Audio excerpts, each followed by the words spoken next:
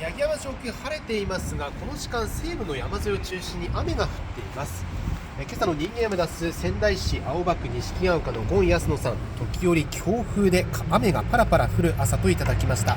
今日はこの後寒冷前線が通過する影響で西部では昼頃まで雨が降りやすく、夜は山沿いで雪が降りそうです。東部では晴れ間もあるんですが、最高気温は10度前後までしか上がりません。